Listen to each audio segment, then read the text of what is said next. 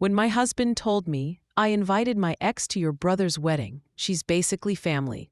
If you trust me, you'll understand. I smiled and said, of course I do. What he didn't know was that I had already reached out to her husband to be my plus one.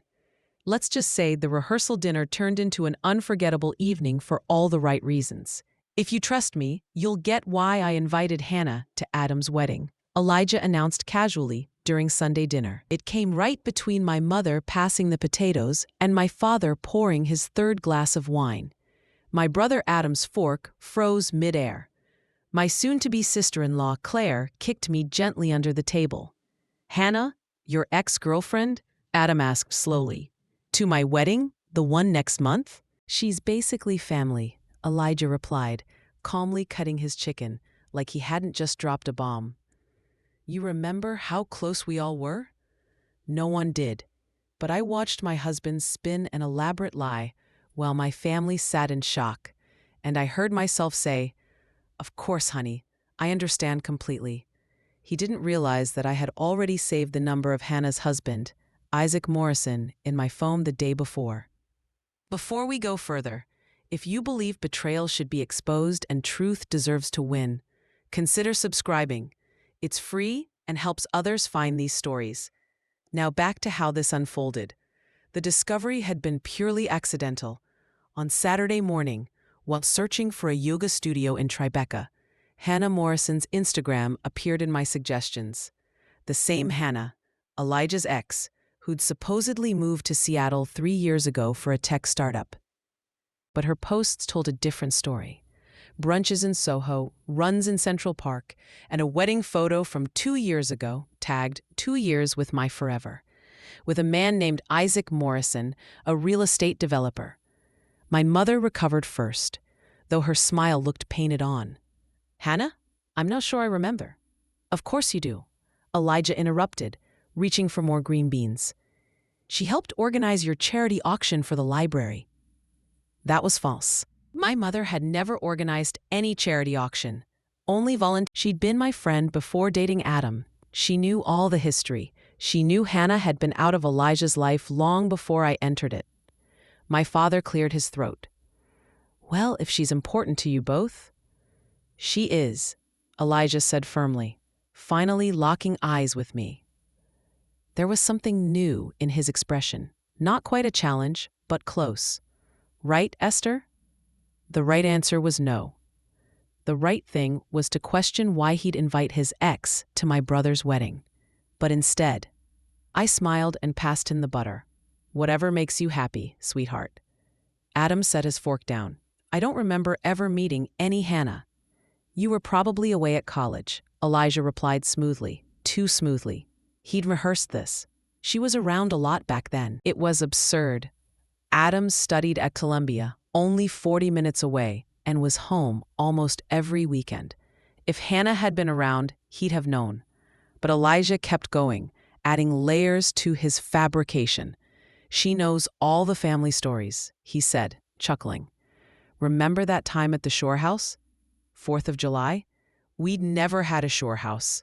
We rented one once, 5 years ago, long after Hannah was gone. Yet my parents exchanged uncertain glances, trying to recall a memory that never existed, while Elijah confidently rewrote our family history over dinner. The rest of the evening turned into a performance. Elijah acting the devoted husband, reminiscing about old friends. My parents confused but polite. Adam silently fuming. Claire radiating frustration beside him. And me, the supportive wife, cutting my chicken into tiny pieces, while my husband spun a story no one dared challenge. After dessert, my mother's famous apple pie that now tasted like dust, Elijah cleared plates, chatting with my father about Hannah's supposed new job at a marketing firm. I knew from LinkedIn she'd been at the same company for 3 years. In the kitchen, Adam cornered me by the dishwasher. What's going on? I don't know what you mean, I said. His voice dropped. I've never met this woman. Mom and Dad haven't either. Why is Elijah acting like she's some family friend? I focused on scraping plates, avoiding his eyes. Maybe you just don't remember. "Stop," he said softly, grabbing my wrist. "This is me. Tell me what's happening." Claire appeared in the doorway, watching. From the dining room, Elijah's laughter echoed, sharp and familiar. It made my skin crawl. "I can't," I whispered. "Not yet. Just trust me, okay? Act normal about Hannah coming to the wedding." Adam's face shifted between anger and worry before settling on concern. "Esther, please. I'm handling it," I told him. He wanted to argue. I could see that. My little brother, the one who'd protected me from bullies and bad boyfriends, who'd once interrogated Elijah before our engagement, now held back, reading something in my face. "But if you need anything, I know," I said quietly. The ride home was quiet, except for Elijah softly humming along to jazz on the radio. His hand rested on my thigh, familiar yet controlling. 4 years of marriage had come to this, a performance. Both of us pretending everything was fine, while secrets spread between us like a slow disease. At a red light, he squeezed my knee and said, "Thanks for being so understanding about Hannah. I knew you would be." "You're not the jealous type." The jealous type, as if betrayal had anything to do with jealousy and not deception. As if inviting your ex to a family wedding was something secure couples did. "When did she get back to New York?" I asked casually. "A few months ago, maybe," he replied, his grip tightening slightly. "Haven't kept close track." Another lie. Her Instagram made it clear she'd never left. The yoga studio she tagged yesterday was only 6 blocks from Elijah's new gym, the one he'd joined 2 months ago during his sudden fitness phase. His Tuesday, Thursday, Saturday sessions had become routine. No muscle soreness, no gym stories, but a 20-pound weight loss and new cologne to show for it. Back at our apartment, Elijah disappeared into the shower while I stood by the window, watching the city lights flicker below like signals. Somewhere across town, Hannah Morrison was probably relaxing with her husband, Isaac, planning what to wear to my brother's wedding. Did he know his wife had resumed an affair? Or was he as blind as I'd been? Isaac's number was saved in my phone, just one call or text away. But not yet. I needed solid proof. Something that could withstand Elijah's polished denials. The shower stopped. Soon he'd slide into bed, kiss my forehead, and fall asleep in minutes while I lay awake, rethinking every business trip, every late meeting, every new shirt and cologne bottle. The illusion of our perfect marriage had cracked at my parents' dinner table, but I wasn't done playing my part. If Elijah wanted Hannah at Adam's wedding, I'd make sure she didn't come alone. Isaac Morrison would be my +1, and together, we'd give them a reunion they'd never forget. Monday morning, Elijah kissed my forehead before leaving for work. His cologne lingered in the air. Something new, expensive, unfamiliar. The apartment felt different now, heavy with the weight of pretense. I waited 10 minutes after hearing the elevator close, then opened my laptop. Hannah Morrison's Instagram became my case file, public account, 847 posts, each a potential clue. I scrolled carefully, taking screenshots and saving them into a folder labeled tax documents. Her life unfolded backward. Yoga sessions in Tribeca, wine tastings in Brooklyn, gallery openings where her outfits cost more than our mortgage. Then I found him, Isaac Morrison, in their wedding photo from 2 years ago.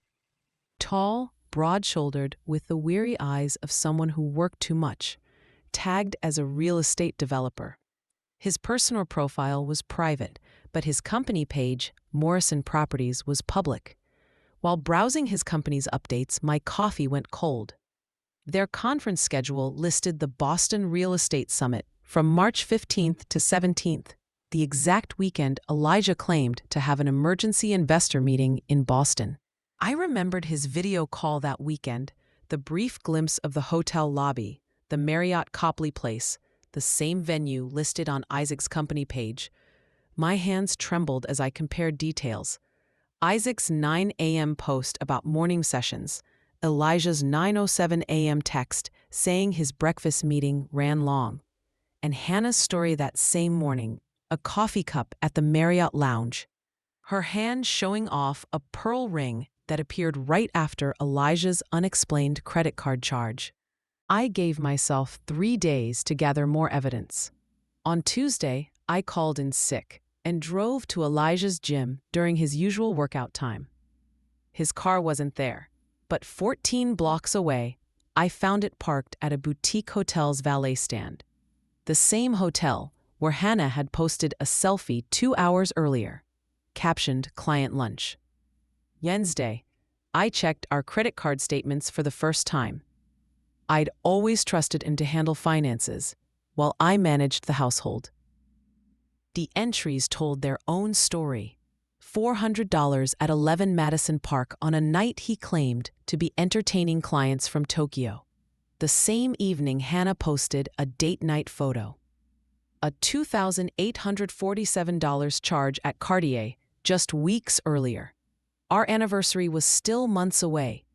I photographed everything, creating duplicates in case he found my folder. The evidence kept piling up. Dinner reservations at the Greenwich Hotel when he said he was at a Philadelphia conference. Matinee theater tickets on a day he'd claimed back-to-back meetings. And a lingerie purchase that never made its way to me. The lies overlapped seamlessly. Hannah's spa weekend in the Hamptons matched Elijah's golf trip, though that weekend had seen non-stop rain. No golf course would have been open. Isaac, meanwhile, had posted about being in Chicago. 2 affairs, one tangled web of deceit, carefully maintained until now. By Thursday evening, the last traces of doubt were gone. Adam called while I was staring at spreadsheets of evidence, his voice uneasy. "Esther, what's going on with Elijah? He's called. What about it? He keeps insisting Hannah needs a table with a great view of the ceremony," Adam said over the phone, frustration clear in his voice. He even suggested moving Aunt Patricia to make room for her. Aunt Patricia, Dad's favorite sister, who's 93. Adam had never really liked Elijah. Too smooth, he once said, though he accepted him for my sake. And get this, he continued. He offered to pay for Hannah's hotel room, said it was his wedding gift to us. I stayed quiet, pretending to think it over, though I knew exactly what kind of gift that was, the kind that meant he planned to spend the night with her. "Should I be worried? Is everything okay between you two?" Adam asked gently. His concern almost broke me. I wanted to tell him everything, to let him confront Elijah himself, but not yet. "We're fine," I said softly. "Maybe he's just trying to be nice." Adam didn't sound convinced, but he let it go. "If you need anything, I know," I replied. After we hung up, I sat in the dark living room, the city lights reflecting across the ceiling. Elijah had planned this for weeks, maybe months. Every detail perfectly arranged to create a weekend with Hannah, using my brother's wedding as the perfect cover. The cruelty of it all was stunning. By Friday morning, I found Isaac Morrison's business website. Morrison Properties had a clean, polished layout, and his direct email was listed at the bottom of the page. I opened a new message and stared at the blank screen for over an hour. How do you tell a stranger their marriage is a lie? How do you introduce yourself as someone who's been deceived in the same way? After 20 drafts, all deleted, I finally typed, "Your wife is attending my brother's wedding as my husband's guest." Simple, clear, unmistakable. My finger hovered over the send button as rain tapped softly against the windows. Sending it would change everything. No way back, no pretending, no returning to the comfort of denial. I hit send at 11:47 a.m. Then I drove to my favorite cafe, ordered a latte I didn't touch, and waited. My phone lay face up on the table, silent for hours that felt endless. People came and went. The barista checked on me twice. The rain stopped, started again, and stopped once more. At 5:15 the next morning, my phone buzzed. "I've been suspicious for months. Let's meet." 7 words that confirmed everything and said nothing. Isaac Morrison knew, or at least he had his doubts. 2 strangers now connected by betrayal. about to meet over the wreckage of the lives we thought we knew. I typed back, Financial District Starbucks, Monday, 10 a.m. His reply came instantly. I'll bring proof. Proof, as if my folder of screenshots and receipts wasn't already enough. As if we needed more evidence that our spouses had turned our marriages into staged performances for their ongoing affair. The weekend crawled by. On Saturday, Elijah went to a client golf outing that lasted 9 hours and returned home with dry clothes despite the afternoon downpour. On Sunday, he made breakfast, his guilt pancakes, as I'd started calling them, while humming to jazz like nothing was wrong. I smiled, ate 2 bites, and said I wasn't hungry. By Monday morning, I was ready. I left home at my usual time but drove past my office, heading downtown instead. The Starbucks on Pearl Street was already packed with bankers and lawyers rushing to work. I ordered an espresso I didn't want and chose a corner seat with a clear view of the entrance. Isaac walked in at exactly 10 a.m. I recognized him immediately, not just from his photos, but from the cautious way he moved, like someone who'd learned not to trust steady ground. He saw me right away too, probably recognizing the same expression of disbelief in my eyes. "Esther," he said, his voice deeper and rougher than I expected. I nodded toward the seat across from me. He sat down, pulling a manila envelope from his bag before even ordering coffee. "I brought receipts," he said simply. 6 months' worth. He slid the papers across the table. Credit card statements, hotel invoices, restaurant bills. My hands trembled as I picked up the first one. The Ritz-Carlton, Miami. Valentine's Day weekend. $3,200 for a couple's massage, champagne, and late checkout. Hannah said it was a work incentive trip, Isaac said, his voice flat. But I called her company. They haven't done incentive trips in 3 years. Budget cuts. The next document was from 11 Madison Park. $400 for dinner for 2. The same night Elijah claimed to be entertaining clients from Tokyo. This was their anniversary, Isaac said, tapping the date. The day they started dating in college. She celebrates it every year. Used to drag me out to dinner. But this year she said she had to work late. I pulled out my phone and opened my own evidence folder. Elijah's calendar has fake meetings with Thompson account every Tuesday and Thursday. I called Thompson's office. Those meetings never happened. Isaac let out a rough, humorless laugh. Hannah has him saved as Pilates instructor. I found out when her actual instructor called about a schedule change. For the next hour, we pieced everything together on coffee-stained napkins, connecting their overlapping lies. Every trip matched a conference. Every late night aligned with a work emergency. Weekends apart were perfectly synchronized. Miami conference, I wrote, drawing an arrow to Isaac's cruise receipt. Boston Summit, he added, linking it to my hotel charge. Golf weekend, I said, circling it and pointing to Hannah's spa weekend posts. Piece by piece, the full picture of their carefully built deception came into view. The pattern was undeniable once we mapped it out. Their affair had lasted at least 6 months, likely longer. The recent changes, Elijah's new wardrobe, Hannah's expensive jewelry, suggested things were intensifying. "They're planning something for your brother's wedding," Isaac said, studying our makeshift timeline. I nodded, sipping what was now cold espresso. Elijah's been obsessed with the seating plan. He insists Hannah gets a front row table with the best view. Hannah bought a $3,000 dress from Bergedorf's, Isaac added. Said it was for her company gala, but I checked. No gala exists. We sat quietly for a moment amid the morning bustle of the financial district. 2 strangers connected by the wreckage of our marriages. "What do you want to do?" Isaac asked. "What do you mean?" "We could confront them privately," he said. "Pack their things, change the locks, serve the papers. Clean and simple."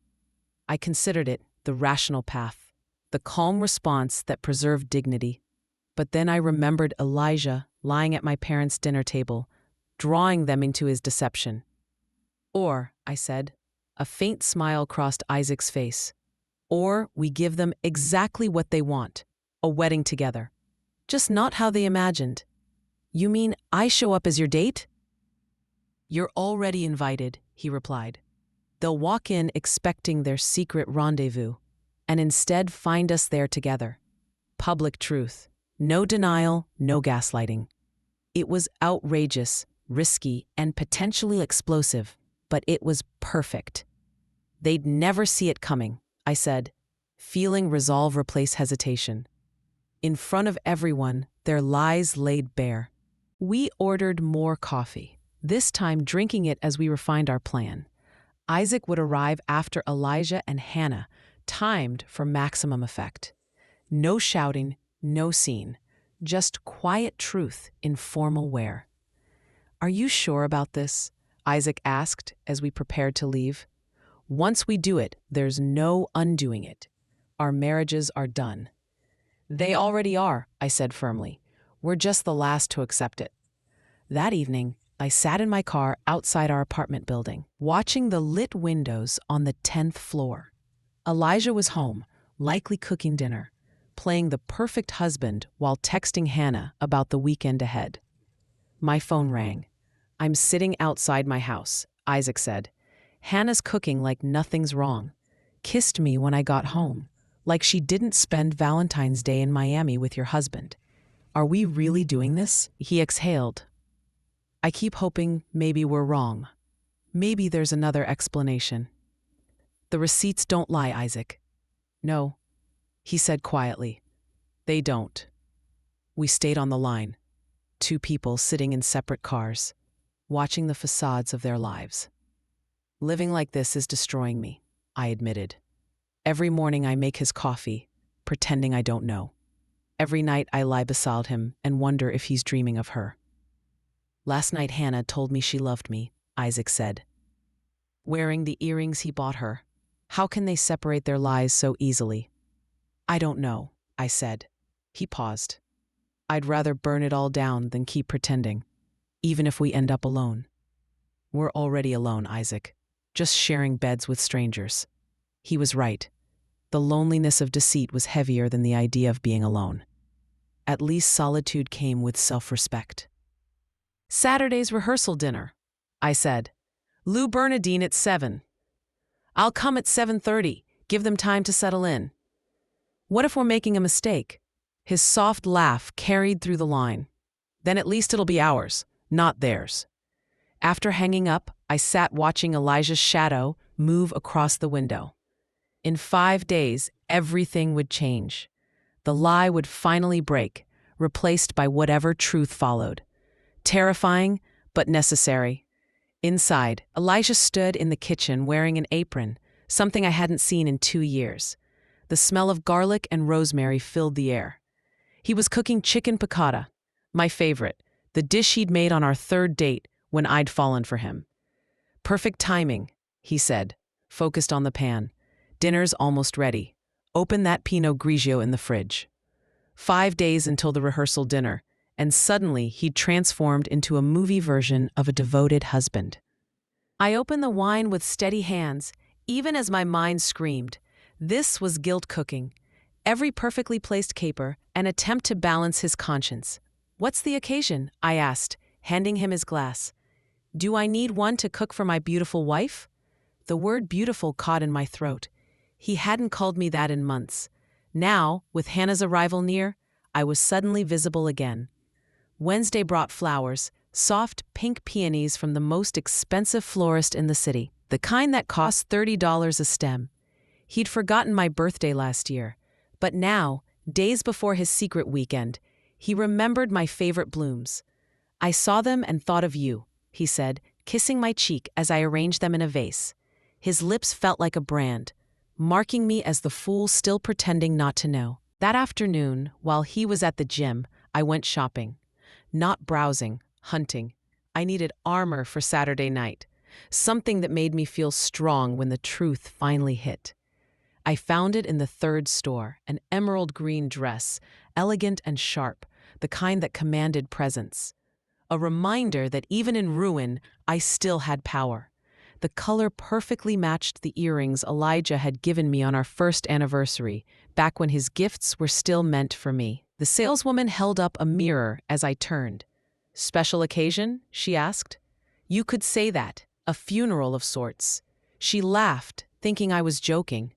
I bought the dress and matching heels, high enough to look him in the eye when everything fell apart. On Thursday, Elijah offered me a foot massage after dinner. He pulled my feet into his lap as we watched TV, his thumbs pressing with practiced ease.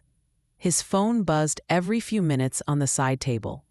Each time, he paused and glanced at it, but didn't pick it up. The restraint must have been difficult. "Who keeps texting?" I asked casually. "Just work stuff. Johnson's being demanding about the quarterly reports." Johnson, his supervisor, was on vacation in Bermuda.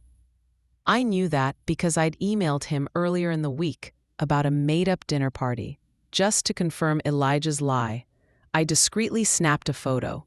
Elijah massaging my feet, his wedding ring visible, the TV showing the timestamp, and sent it to Isaac with the caption, "The guilt is strong tonight." Isaac replied almost instantly. "Hannah just spent an hour on the phone, laughing with her friend in the bathroom. Must be excited." Friday morning changed everything.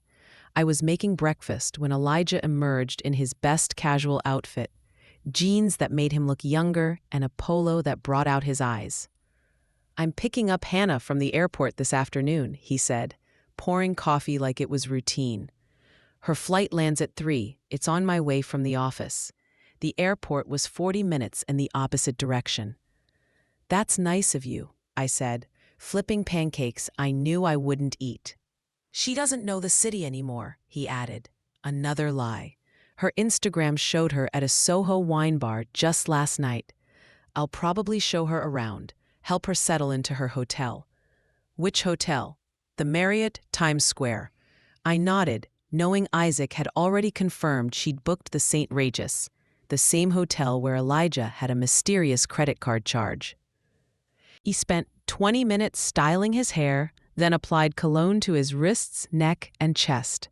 From the doorway, I watched him adjust his collar again and again. "You look nice," I said. He flinched, surprised to see me. "Just want to look presentable for the wedding weekend." "It's Friday. The wedding's tomorrow." "Right, but there's a welcome drinks thing tonight." There were no welcome drinks. Adam and Claire were having a small family dinner. After he left, I documented everything. His cologne collection, 3 new bottles in 2 months, a $150 salon haircut receipt, and new clothes hidden in his closet, still with tags.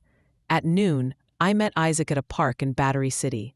He looked drained, wearing sunglasses despite the gray sky. "Hannah asked me to help her pack last night," he said. "Wanted my opinion on outfits, tried on the Versace dress, and asked if it made her look fat." "The same dress she bought to seduce your husband," I said. He nodded. Elijah ironed 5 shirts this morning and picked the one she once complimented on his Instagram. We sat on a bench watching tourists pass, 2 people living in homes that had become evidence rooms. "Are we ready for tomorrow?" Isaac asked. "My dress is in the guest room closet. Shoes are polished. Our story straight. We met through a networking event when I was looking for office space near your firm." "Hannah's been talking about the rehearsal dinner nonstop," he said. "She's been dieting for 3 weeks.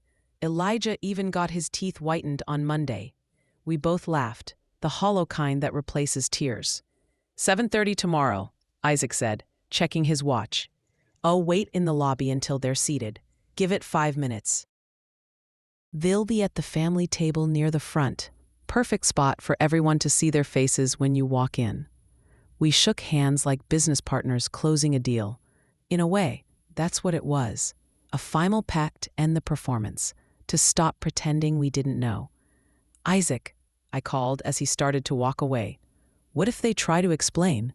What if they have some excuse that makes sense?" He removed his sunglasses, his tired eyes meeting mine. "There's no story that explains 6 months of receipts, Esther. No excuse for the lies, the planning, the deliberate betrayal. They chose this every day. Tomorrow, we just show them we know. He was right. Tomorrow would be painful, but it would finally be honest. For the first time in years, the truth would be visible. Saturday arrived with a bright, mocking sky. The Waldorf Astoria lobby buzzed with wedding guests, and I stood near the check-in desk, performing calm for every relative who greeted me. "Esther, darling," Aunt Margaret exclaimed, her pearls gleaming. "Where's that handsome husband of yours?" "Picking someone up from the airport," I said lightly. "An old friend." Elijah appeared moments later, his hand settling on my back with practiced ease. The touch burned through my dress. He wore the new Tom Ford suit he'd hidden and flashed his freshly whitened smile. "Margaret, you look 20 years younger," he said smoothly. She giggled like a schoolgirl. And just like that, the performance began. Elijah was in his element, using compliments like currency, buying goodwill he'd soon need. His phone vibrated against my hip, where he kept it in his pocket.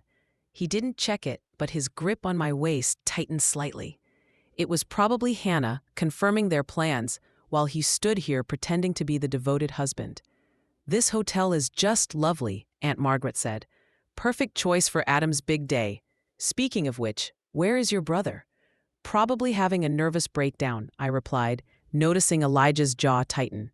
He hated when I mentioned Adam's anxiety about the wedding. It reminded him that this was my brother's day, not his secret rendezvous. Guests arrived in waves. Cousins from Boston, my father's business partner, Claire's relatives from Connecticut. Elijah worked the room like a politician, shaking hands, recalling names, and checking his phone whenever he thought I wasn't looking. He'd adjusted his tie so many times, the knot had begun to look uneven. My mother appeared beside me, elegant in her pearl gray dress. "Elijah seems nervous," she said, glancing at him, laughing too loudly at my uncle's joke. "Is everything all right?" "He's just excited about the wedding," I said, the lie sharp on my tongue. "He keeps asking about the seating arrangements. Wanted to make sure someone named Hannah has a good view. Do we know a Hannah?" Before I could respond, Adam appeared down the corridor, still in jeans and a t-shirt, though the rehearsal dinner was only hours away. He grabbed my arm, steering me toward a quiet corner near the elevators. "We need to talk," he said tightly. Elijah just cornered me again.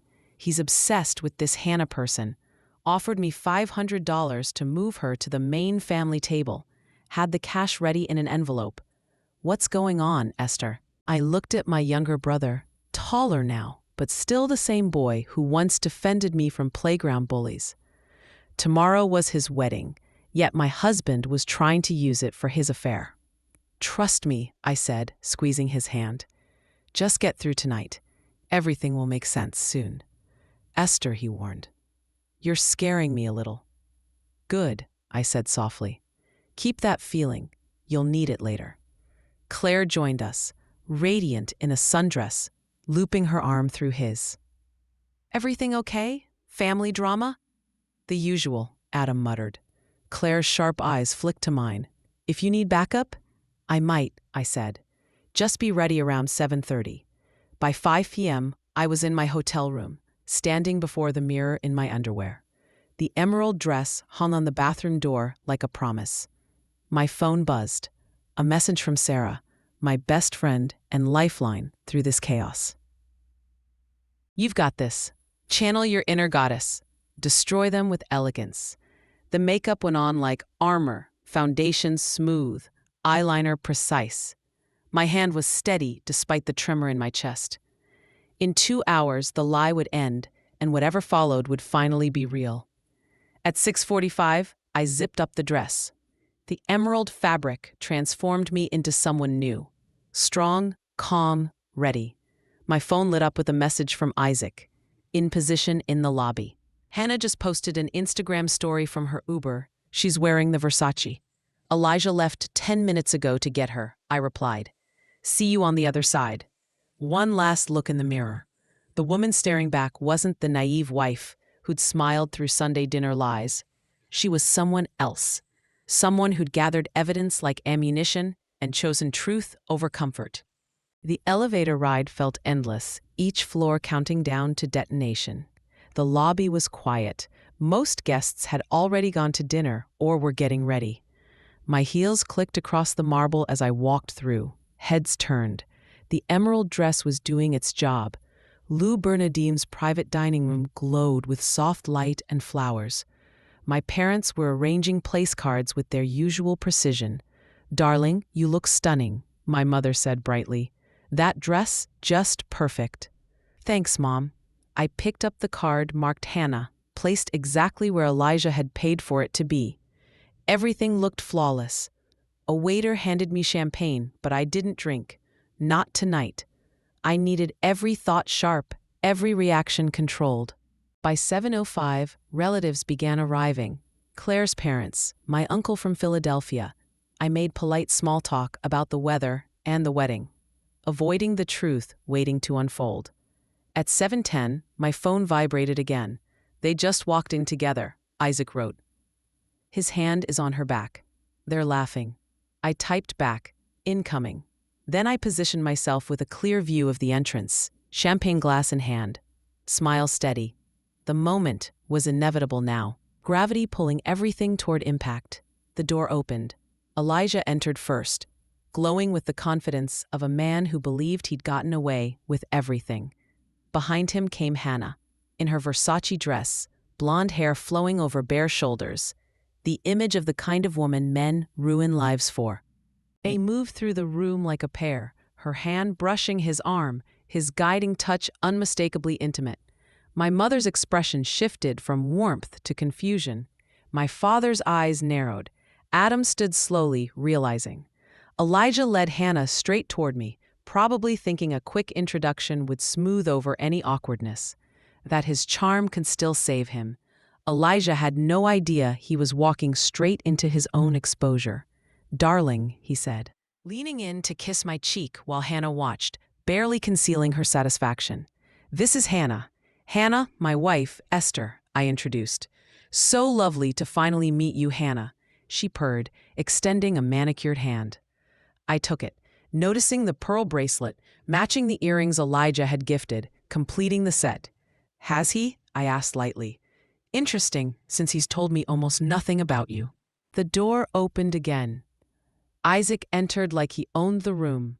6'3" in a charcoal suit that made him look like a man collecting a debt. He paused in the doorway, scanning deliberately so everyone could see him. Conversations near the entrance died first, then spread like ripples through the room. "Sorry I'm late," he said, his voice cutting through the quiet. Traffic was murder. Hannah's champagne glass slipped, shattering against the marble. Golden liquid splashed across her Versace dress and designer shoes. The room froze, the spilled champagne a visual metaphor for their secrets. "Isaac," Hannah whispered, pale as old paper, makeup stark against her bloodless skin. Elijah leapt up, chair screeching. "You weren't invited. This is a private event." "Actually," I said, rising slowly, smoothing my emerald dress. "He's my +1. Isaac, come sit. Right next to me." The word honey landed like a grenade. My mother's hand flew to her throat. Adam's mouth fell open. Claire's phone lit with the red recording light. "What's going on?" my father demanded, voice firm and commanding. Isaac stepped through the wreckage of the glass, shoes crunching over crystal shards. "What's going on is that my wife and your son-in-law have been having an affair for at least 6 months." He pulled out his phone, swiping through screens with practiced efficiency. "Should I start with the Miami cruise she claimed was a work incentive, or the Boston conference where they shared a room at the Marriott?" "That's not—" "We didn't," Hannah stammered, trying to rise, but her heel caught in her wet dress hem. "Save it," Isaac said flatly. "I have receipts, credit card statements, text messages where you saved his number as Pilates instructor." "Really, Hannah? Pilates?" Elijah's face cycled through shock, anger, calculation, and settled on denial. "This is ridiculous. Hannah and I are old friends. She understands." I understand plenty, I interrupted, pulling my phone from my clutch. Like how your Thompson account meetings never existed. Thompson's secretary confirmed that every Tuesday and Thursday for 6 months, you were in fake meetings. Barbara, my cousin, gasped audibly. A fork clattered to the floor. The jewelry receipt was interesting too, I continued, scrolling through my evidence folder. $2,800 at Cartier 3 weeks ago. Our anniversary isn't for 6 months, Elijah, but Hannah's wearing new pearls tonight. What a coincidence. Hannah clutched her necklace as if she could make it vanish. The hotel charges, Isaac added, gaining momentum. St. Regis, multiple nights over the past 2 months. Always when Hannah had client dinners and Elijah had conferences. My mother stood, controlled fury on her face. Is this true? You've been carrying on with this woman while married to my daughter? Elijah tried his charm one last time, hands raised innocently. This is being blown out of proportion. Hannah needed support, just being a friend. A friend doesn't buy lingerie, Isaac said quietly. The room went silent. $800 at La Perla, found in her jewelry box, hidden under earrings you bought her. Hannah made a strained sound. Isaac, let's discuss this privately, she pleaded. Privately? He scoffed. Like your private trips, your private hotel rooms? No, public is perfect. Everyone should know what kind of woman is attending this wedding. My father rose slowly, deliberate. Elijah, Hannah, you need to leave now. But, Elijah began. No argument. My father cut him off. Hotel security will escort you out. Adam finally found his voice. Wait, did you know? Did you plan this? I met my brother's eyes. I found out 2 weeks ago. Isaac and I compared notes. If they wanted to attend a wedding together, they could, but not the way they planned. The room erupted. Whispers, stares, shock. Claire's mother covered her mouth. Her father shook his head. My mother, ever precise, began laughing. Not hysteria, but genuine appreciation. That's my daughter, she said, raising her champagne glass. My brilliant daughter. Hannah, legs shaking, champagne dripping from her dress, stammered, This is entrapment. You planned this? We planned its ending, I said sharply. You've been planning an affair for months. We just planned its conclusion. She grabbed Elijah's arm. We're leaving. But he wasn't looking at her. His gaze met mine. For the first time, I saw real loss. Not guilt or anger, but the dawning realization of what he had thrown away. Esther, don't, he began. Just don't, I said. Hannah pulled him toward the door, heels clicking frantically on the marble. Elijah paused at the threshold. This isn't over, he said, low and threatening. I raised my champagne glass, finally taking a sip of the liquid I'd been holding for an hour. Actually, it is. My lawyer will be in touch on Monday. They left. Hannah's Versace swishing, Elijah's shoulders stiff with humiliation. The door closed with a soft click that felt like the end of everything. For a heartbeat, the room stayed frozen. Then Uncle Richard started slow clapping. Aunt Margaret joined, and soon half the room applauded while the rest remained stunned. Isaac approached, extending his hand formally. Thank you for inviting me. This was therapeutic. I shook it, feeling the tremor in both our grips. Thank you for coming, for being brave enough to do this. They chose this, he whispered, just for me. Every day for months, they chose this. We just chose to stop pretending we didn't know. A waiter appeared with a broom, sweeping up the shattered champagne. The metaphor was almost too perfect, cleaning up the glittering mess of our marriages, piece by broken piece. Adam stood, raising his glass. Well, this is definitely going to be a wedding weekend nobody forgets. Nervous laughter rippled through the room. Conversations resumed in hushed tones. The rehearsal dinner continued, but everything had changed. The comfortable lies were dead, replaced by uncomfortable truth. My father appeared at my elbow, hand gentle on my shoulder. Are you all right? I considered it. My marriage was over. My husband had been exposed in front of the entire family. Tomorrow was my brother's wedding, and I'd turned the rehearsal dinner into a spectacle.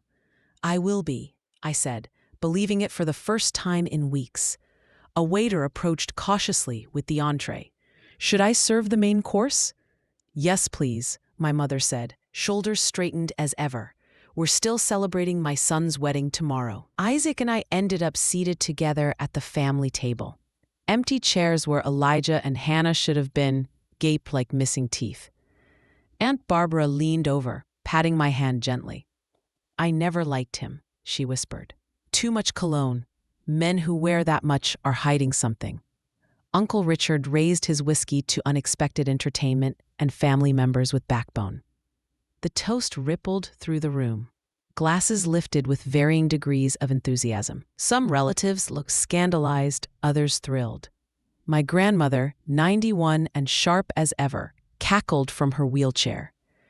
"Best rehearsal dinner I've been to in 70 years, she announced. When Adam referenced the chaos, he looked at me directly. "My sister just gave us a story that'll last generations. My kids will hear about Aunt Esther's legendary rehearsal dinner takedown. Here's to Esther, who showed us that truth, even when ugly, is better than a beautiful lie." The applause was genuine this time. Claire blew me a kiss.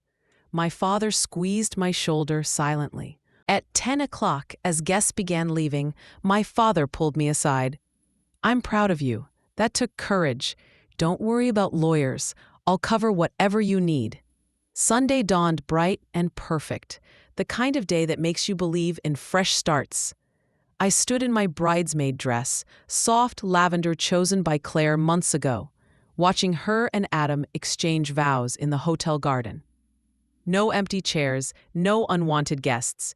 Just two people promising to love each other honestly. During the readings, I approached the microphone with Mary Oliver's poem about resilience. My voice stayed steady. "Tell me, what is it you plan to do with your one wild and precious life?" Guests dabbed at their eyes, understanding the subtext. During the father-daughter dance, my dad whispered, "Randall Clearwater is the best divorce attorney in the city. Already made you an appointment for Tuesday." "Dad, no arguments. That man humiliated you publicly. We'll make sure he pays appropriately." The bouquet toss came after dinner. Claire aimed directly at me. I caught it reflexively, then handed it to my 16-year-old cousin, Emma. "Your turn for fairy tales," I told her. I was taking a break from wedding traditions. The crowd laughed knowingly.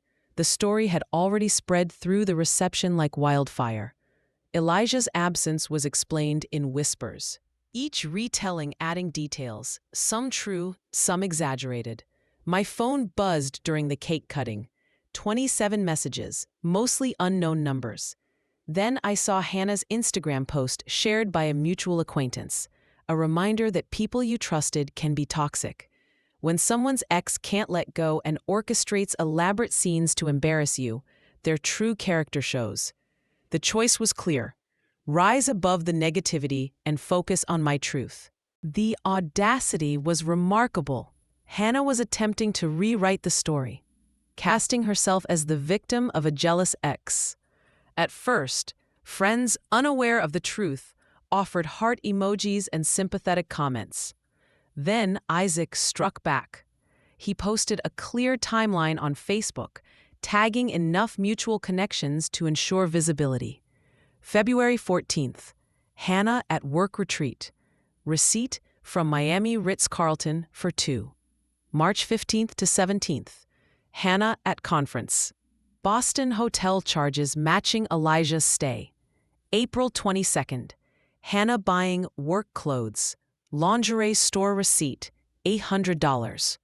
May 10th, Hannah at client dinner, reservation for 2 at 11 Madison Park. He concluded, "Receipts don't lie, people do." Within an hour, Hannah's post vanished. Comments on Isaac's timeline exploded, friends expressing shock, taking sides, sharing suspicions. Someone from her company confirmed there hadn't been a February retreat. Another mentioned seeing her with a man who wasn't Isaac. By Monday morning, Elijah had texted 18 times. I didn't read them, only screenshot them for the lawyer. His sister called, then his mother, leaving voicemails urging reconciliation over what they called a misunderstanding. 6 months of deliberate deception reduced to a misunderstanding. Sarah arrived Monday evening with wine and packing boxes. "We're erasing him," she said. We worked methodically, boxing his clothes, toiletries, books, and vintage watches. Every trace of 4 years of marriage condensed into 12 boxes. "Want to keep anything?" she asked, holding up our wedding album. I flipped through it once, then handed it back to be shipped to his mother. Tuesday brought lawyers. Wednesday brought apartment hunting. Thursday brought paperwork that made my marriage resemble a business dissolution. Elijah had already moved to a studio in Queens. According to his attorney, Hannah's startup mysteriously lost 2 major investors who'd learned of the scandal through New York's small professional network. Friends resurfaced with suspicions: odd behavior, secret trips, unexplained absences. "Funny how clarity comes after the explosion," became the chorus. 3 months passed in a blur of paperwork and empty evenings. Then Tuesday brought a manila envelope from Clearwater and Associates, the divorce papers ready to sign. I sat at my kitchen table, now mine, not ours, and pulled out the Mont Blanc pen Elijah had given me for our 2nd anniversary. The irony was not lost as I signed away my married name. Each signature felt like shedding skin. Esther Blackwood dissolving back into Esther Carver, the woman I'd been before. I'd believed in forever with someone who treated marriage as convenience. I texted Isaac. Papers signed. Meet for coffee. Pearl Street Starbucks in an hour. We need to celebrate. He was already there with 2 lattes waiting. He looked lighter somehow, as if gravity had loosened its grip. His wedding ring was gone, leaving a faint mark on his finger. "To freedom," he said, raising his cup. "To surviving," I replied. We clinked our cups, laughing at the absurdity of celebrating the end of our marriages with coffee shop lattes. "Did you hear about Elijah?" Isaac asked, scrolling through his phone. LinkedIn listed him seeking new opportunities, consultant, code for unemployed with ego protection. The partners at his firm had clearly taken a dim view of the scandal. "Hannah isn't doing much better," he added. "Lost 3 major clients in a month. No one wanted a brand manager infamous for destroying marriages at a rehearsal dinner." I felt no vindication, only the quiet observation that consequence follows action like gravity. "Are you dating?" Isaac asked suddenly. I smiled. I met someone, a pediatrician at Mount Sinai.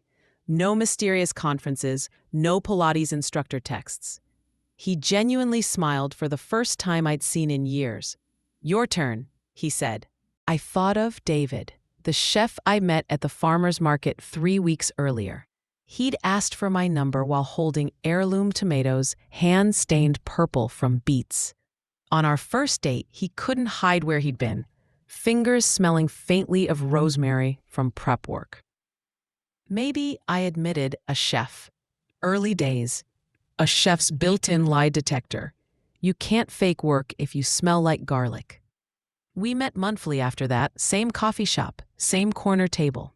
Not out of shared trauma, but because we'd become real friends. Who else could understand the specific betrayal of discovering a spouse's affair through Instagram and credit card receipts? Catherine joined us once, curious about the woman who had helped Isaac through his divorce. Warm, direct, and honest, her tired eyes from real night shifts, not fabricated ones. Most people say just move on, like it's simple. They don't understand how betrayal rewires your brain. You saved him from going through that alone. David met Isaac the following month. They bonded over mutual disbelief at how anyone could sacrifice a marriage for an affair. David, whose restaurant closed promptly at 11 every night, couldn't fathom the elaborate lies our exes maintained. "I barely have energy to shower after service," he said, flour under his fingernails from baking morning bread. Managing a double life sounds exhausting. 6 months later, Adam and Claire's first anniversary arrived with a small party at my parents' house, the same dining room where Elijah had first announced Hannah's invitation, now filled with genuine laughter instead of deception. David brought dessert. Individual chocolate soufflés made that morning, each perfect. He charmed my mother with stories about his grandmother's recipes, helped my father with the grill, and didn't check his phone once during dinner. The absence of deception was intoxicating. When Adam clinked his glass for speeches, he called me first. My sister taught us something important at our rehearsal dinner, he said, grinning. She showed that truth, even when it detonates like a bomb at a formal dinner, is better than living a lie. So here's my anniversary toast. May we all have the courage to trust with verification, love with respect, and if necessary, blow up a rehearsal dinner to save ourselves from beautiful deceptions. The room erupted in laughter and applause. Across the room, I caught Isaac's eye. He was with Catherine, both glowing with the simple happiness of honest love. We raised our glasses, a quiet acknowledgement of shared survival. During my own speech, I spoke about trust being earned through consistent truth, not assumed through proximity. About real love not requiring secret meetings or contacts under fake names. About how transparency in marriage might feel less thrilling than deception, but it's far less likely to explode at a rehearsal dinner. Trust isn't blind faith, I concluded, looking at Adam and Claire. It's built through 1,000 small truths. And if someone asks you to trust them while acting suspiciously, remember, actions speak louder than manipulative words. That night, back in my apartment, now completely redecorated with no trace of Elijah's presence, I sat with the journal Dr. Martinez had suggested. The therapist helped me see that exposing the affair publicly wasn't vindictive, but self-preservation. I wrote about Elijah's words that had started everything. If you trust me, you'll get it. He had been accidentally prophetic. I had trusted him, and I got it. I learned that trust without verification leads to deception. Love without respect becomes manipulation. And staying in a beautiful lie hurts more than embracing an ugly truth. Mostly, I got myself back, the woman who existed before I shrank to fit into Elijah's deceptions, the one who could now spot lies from a distance, the one who valued truth over comfort, who learned that the best revenge isn't destroying someone, but rebuilding yourself into someone who can't be fooled again. My phone buzzed. David texting from the restaurant. Closing soon. Saved you the last piece of chocolate cake. Also, I smell like fish stock, so you'll know exactly where I've been. I laughed, genuinely and freely. This was honest love. Unglamorous, verifiable, and somehow more romantic than any elaborate lie. I closed the journal and looked out at the city lights, the same view that had witnessed my marriage's destruction. Tomorrow would bring new challenges, next month would test boundaries. Next year might bring different struggles. But tonight I was free from lies, free from manipulation, free from wondering where my husband really was, free to trust again. But this time, with eyes wide open, knowing real love never asks you to ignore obvious deception. The Mont Blanc pen sat on my coffee table, a reminder that sometimes the best gifts come from the worst people, and endings written with expensive pens can lead to beginnings written in simple truth. If this story of betrayal and brilliant revenge left you speechless, hit that like button now. My favorite moment was when Isaac walked into that rehearsal dinner and Hannah's champagne glass shattered. What was your favorite part?